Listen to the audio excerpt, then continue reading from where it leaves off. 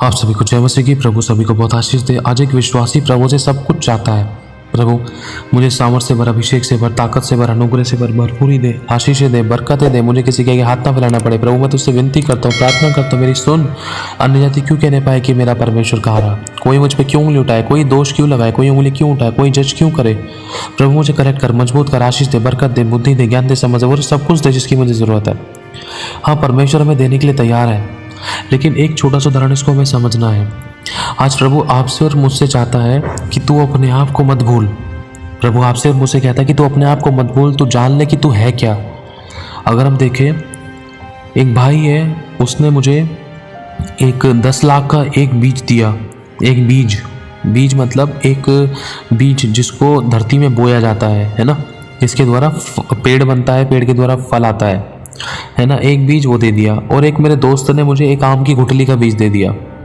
अब उन दोनों बीजों में से एक है फ्री का बीज, एक है 10 लाख का बीज। अब जो आम की गुठली वाला बीज था, आम की गुठली है जो, वो मैंने धरती के अंदर गड्ढा करके बो दिया। लेकिन जो 10 लाख वाला बीज है उसको मैंने नहीं बोया। प्रभु मतलब एक बात आपसे और मुझसे कहना चाहता, जब तक एक बीज को धरती के अंदर नहीं बोया जाएगा तब तक उसकी कोई कीमत नहीं है। चाहे वो कितने भी महंगा हो, कितना भी बढ़िया हो, कितना भी अच्छा हो, कितना भी सुंदर हो, कितने भी कण हो, कितने भी कुछ भी उसमें ब्लेसिंग हो, जब तक बोया नहीं जाएगा तब तक उसकी कोई कीमत नहीं है। ये प्रभु आप और मुझे सिखाना चाहता है। बीज को बोना ज़रूरी है, और बोने के लिए हम सभी को, प्रभु के वचन में लिखा है, जब तक बीज बोएंगे नहीं ना तब तक फसल नहीं आ सकती है। और बीज को बोने के लिए हमें गड्ढा करना ज़रूरी है। गड्ढा करने के लिए हमें कुछ चीज़ों की ज़रूरत पड़ती है। फिर जैसे कुछ गड्ढा करने के बाद हम बीज को जब धरती में डालते हैं, फिर उसके बाद उसको दबाया जाता है। तो प्रभु आपको और मुझे एक बात सिखाना चाहता है, जब तक हमें दबाव, हमारे ऊपर दबाव नहीं आएगा, मतलब प्रेशर नहीं आएगा। प्रेशर किसी भी चीज़ का हो सकता है। सही होने के बाद भी अगर आपको दबाया जा रहा है, उंगली उठाई जा रही है, दोष लगाया जा रहा है, बुराई की जा रही है, कमी निकाला जा रहा है, ठट्टा किया जा रहा है, आपका अनादर किया जा रहा है, आपको जज किया जा रहा है, मतलब ये है कि परमेश्वर आपको आपकी क्वालिटी बताना चाह रहा है। ध्यान रखना, एक बीज को नहीं पता है कि मेरे अंदर क्या है। एक बीज सोचता मैं तो एक छोटा सा बिंदु मात्र हूँ, मेरे द्वारा क्या होगा, लेकिन असल में वो बीज एक बहुत बड़ा पेड़ है। उस बीज के अंदर अनकाउंटेबल फ्रूट है, बहुत प्यारे प्यारे फल हैं और फूल हैं। उस बीज के अंदर एक बहुत बड़ा घना जंगल छुपा है। यह हकीकत है। जिस दिन एक विश्वासी जब ये जान लेगा ना कि मेरे अंदर की क्वालिटी क्या है। देखो, आप और मैं एक बीज है। शैतान ने हमें दबाव देकर दबाने की कोशिश करी कि यहाँ से दबाव मिल जाए, परिवार से, फैमिली से, कलीसिया से, लोगों से, इसको विरोध किया जाए, इसको सताया जाए। वो तो सोच रहा था कि दबा दिया जाए इसको धरती के अंदर, ये मर जाए। लेकिन वो ये नहीं जानता था कि हम एक बीज हैं। क्योंकि लिखा है, जब तक गेहूं का दाना भूमि में पिसकर मर नहीं जाता तब तक वो अकेला रहता है, लेकिन जब वो मर जाता है तो बहुत फल लाता है। अब ये टाइम है। अब अगर आप चाहते हो परमेश्वर आपको सामर्थ्य रूप से इस्तेमाल करे, अपनी महिमा के लिए आग की तरह इस्तेमाल करे, तो मिट्टी में जाना होगा, जीरो बनना होगा। जब तक बीज को तोड़ा नहीं जाएगा, जब तक बीज अंदर से फूटेगा नहीं, टूटेगा नहीं, चटकेगा नहीं, जब तक उसके अंदर से अंकुर नहीं निकल सकता। तो ये तरीका प्रभु आपको और मुझे बताना चाहता है कि एक विश्वासी की जिंदगी के अंदर है ना, कुछ जब तक ऐसी परिस्थितियां नहीं आती जिसके कारण वो मजबूत बने, तब तक वो इस्तेमाल नहीं हो सकता। परमेश्वर 40 साल तक मूसा को बोलता रहा, बात करने की कोशिश करी, लेकिन मूसा उस बात को नहीं सुन पाया, क्योंकि मूसा परमेश्वर की उस आवाज़ को सुनने के योग्य नहीं था। क्योंकि उसके कान के अंदर है ना, घमंड का, बुराइयों का और सब प्रकार की ज्ञान, बुद्धि, समझ का कचरा भरा हुआ था। लेकिन जैसे ही उसकी परीक्षाएं शुरू हो गई, जैसे इसको दबाया गया, उसको तोड़ा गया, उसकी ज़िंदगी में उसके ससुर के द्वारा उसकी बहुत ताड़ना हुई, उसकी पत्नी के द्वारा उसको अकेला रखा गया, लेकिन उसने अपनी भेड़ बकरियों को चराना बंद नहीं किया। वो अपनी जिम्मेदारी को निभाता रहा। जैसे ही उसका सारा घमंड चूर हो गया, जैसे ही अपने आप को बिल्कुल जीरो, शून्य, नम्र और दीन करने लगा, तो उसने ये ठान लिया, ये देख लिया कि हाँ, मैं बिल्कुल जीरो हूँ, मैं कुछ नहीं कर सकता। चलता फिरता व्यक्ति भी मेरे चाटा मार के जा सकता है और मैं उसको कुछ जवाब नहीं दे सकता। जब तक मूसा पूरी तरीके से जीरो, नम्र और शून्य और दीन नहीं हुआ, जब तक वो प्रभु पे पूरी तरीके से डिपेंड नहीं हुआ, तब तक वो प्रभु की आवाज़ को नहीं सुन पाया। जैसे ही वो हर कामों में, भेड़ बकरी को चराने में विश्वास होकर निकला, यहाँ तक कि उसकी ज़िंदगी में एक सताव रखा था परमेश्वर ने, क्योंकि मूसा घर जमाई बन के रहता था। मूसा की ज़िंदगी में एक जमाई था, मतलब मूसा की ज़िंदगी में जो उसका ससुर था, मूसा की ज़िंदगी में जो उसका ससुर था, ससुर उसको बहुत सताता था और मूसा को परमेश्वर ने तैयार करने के लिए उसके ससुर को और उसकी ससुर की बेटी को, मतलब मूसा की पत्नी को इस्तेमाल किया और मूसा को बहुत दबाव दिया गया, जिसके कारण मूसा के अंदर की सारे खमीर, सारी बुराइयां, सारी अभिलाषाएं खत्म होती गई और मूसा अपने आप को नम्र और दीन करता गया। उसने ये चीज़ देख लिया कि हाँ, मैं ज़ीरो हूँ, मेरे बल से, ना मेरी शक्ति से, ना मेरी बुद्धि, ना मेरे ज्ञान ने, मेरे समझ से कुछ नहीं हो सकता, सब कुछ करने वाला परमेश्वर है। तो एक टाइम ऐसा आया जब वो अपनी जिम्मेदारी को उसने अपना निभाना नहीं छोड़ा। वो जिम्मेदारी क्या थी? उसकी भेड़ बकरी को चराना। तो उन्हीं भेड़ बकरी, वो विश्वास योग्यता वो हमेशा बना रहा, चाहे कितना भी सताता, कितनी भी घटिया थी, कितनी परेशानियां थी, कितना भी रुकावट थी, कितना भी विरोध था, उसने अपने हिस्से का काम नहीं छोड़ा, विश्वास योग्यता दिखाई। जो काम उसको प्रभु ने सौंपा भेड़ बकरी को चराने का, एंड में भेड़ बकरी को चराते चराते वो कहाँ पहुंचा? जैसे उसकी उम्र 80 साल हो गई, वो परमेश्वर की दृष्टि में नम्र और दीन बन गया, तो प्रभु की आवाज़ को वो सुन पाया। इसलिए प्रभु ने कहा मूसा, और मूसा ने परमेश्वर की आवाज़ सुनी। कैसे? जब तक उस बीज की कठोरता खत्म नहीं होती ना, जब तक वो अंदर से फटता, टूटता और नम्र नहीं होता ना, तब तक उसके अंदर से अंकुर नहीं निकलता, एक नया जन्म नहीं होता। इसलिए प्रभु आपको और मुझे चाहता है कि जब तक हम धरती में ना जाए, कहने का मतलब ये है कि हमारी ज़िंदगी में जब तक हमें बढ़ने के लिए सताव ना हो। पर देखो, इस बात को हमेशा याद रखना, अगर आपकी ज़िंदगी में रोज़ कोई ना कोई चैलेंज है तो इसका मतलब शैतान को आपसे तकलीफ हो रही है।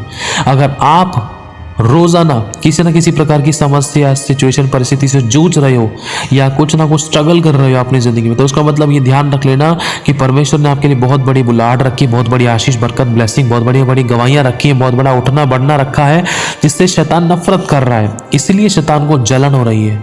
लेकिन अगर आपकी ज़िंदगी में कोई रुकावट, कोई गड़बड़ी, कोई विरोध, कोई घटी, कोई आंसू, कोई तकलीफ नहीं है ना, तो इसका मतलब शैतान को आपसे कोई तकलीफ, कोई प्रॉब्लम है नहीं। क्योंकि शैतान को तो पहले ही पता है कि अरे इसके पास तो कुछ है ही नहीं, ये तो पहले से ही मेरे वश में है, ये तो पहले से ही पाप में है, इसको मेरे को छेड़ने की जरूरत नहीं, तो खुद ही ऐसे ही मर जाएगा, ये तो ये होगा वो होगा। लेकिन उसको सबसे ज़्यादा दिक्कत, उस शैतान को सबसे ज़्यादा दिक्कत, परेशानी, तकलीफ जब होती है जब एक विश्वासी कुछ बड़े बड़े काम करने वाला होता है। ध्यान रखना, जब एक विश्वासी परमेश्वर के लिए सामर्थ्य रूप से तैयार हो रहा होता है तो उसको सबसे ज़्यादा तकलीफ जब होती है। इसलिए शैतान अगर आपको किसी प्रकार से, किसी भी मनुष्य को इस्तेमाल करके या किसी भी रीति से आपकी ज़िंदगी में घटी, बीमारी, परेशानी, लड़ाई दंगा, रुकावट, विरोध, फूट, विधर्म या किसी प्रकार से तकलीफें लाता है, तो इसका मतलब ध्यान रखना, शैतान को आपसे जलन हो रही है।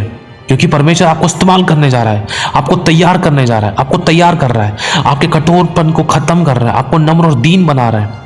परमेश्वर ने जैसे मूसा की जिंदगी में मूसा के ससुर को रखा था उसको तोड़ने के लिए, उसको नम्र और दीन बनाने के लिए, उसी प्रकार से परमेश्वर आपकी ज़िंदगी में किसी को भी रख सकता है, मेरी ज़िंदगी में किसी को भी रख सकता है, चाहे वो घर का हो, चाहे बाहर का हो, चाहे अड़ोसी हो, चाहे पड़ोसी, चाहे बॉस हो, चाहे नौकरी बिजनेस में कोई भी, चाहे दोस्त हो, चाहे यार मित्र, कोई भी, एनीबॉडी, किसी को भी रख सकता है, जिसके द्वारा हम टूट कर नम्र और दीन बने और हमारी ज़िंदगी में सिर्फ एक ही पहला स्थान, हमेशा अपनी ज़िंदगी के हर एक हिस्से में सिर्फ एक ही जने को पहला स्थान दे, वो सिर्फ परमेश्वर को।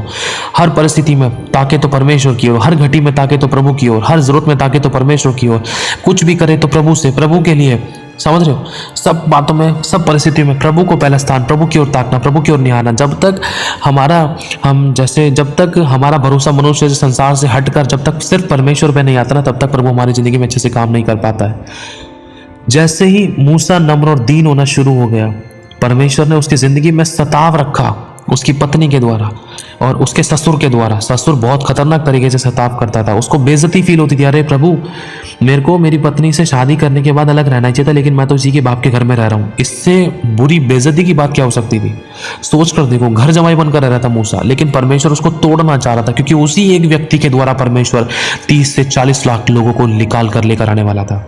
और ये ऐसा हुआ, परमेश्वर ने उसको नम्र बनाया, तब वो परमेश्वर की आवाज़ को सुन सका। क्यों? क्योंकि उसने इस बात का एहसास कर लिया कि मैं अपने आप से कुछ नहीं कर सकता, मुझे चाहे कितना भी कुछ भी आता है, मैं जीरो हूँ। जैसे ही उसको इस बात का एहसास हो गया कि मैं जीरो हूँ, तब परमेश्वर ने कहा, हे मूसा सुन, जहाँ तू खड़ा है पवित्र भूमि है, तुझसे कुछ नहीं हो रहा, अपनी चप्पलों को उतार दे, अब मैं तेरे कामों को करूँगा। तू सरेंडर कर रहा है ना, मैं करूँगा, मैं तुझे भेजूंगा। सामर्थ्य से अभिषेक किया परमेश्वर ने मूसा को, और उसी एक के द्वारा 30 लाख लोगों को छुड़ा लिया। कैसे? टूटना जरूरी है। जब तक एक विश्वासी दबाव में, प्रेशर में नहीं जाएगा, तब तक वो सामर्थ्य, अभिषेक, ताकत, अनुग्रह, भरपूरी, परिपूर्णता, अगुवाई अच्छे से नहीं पा सकता है, जब तक वो जैवन जीवन नहीं जी सकता है। प्रभु को पता है कि सहने से बार मैं तेरी परीक्षा नहीं लूंगा। प्रभु को यह भी मालूम है मैं तेरी जान नहीं लूंगा।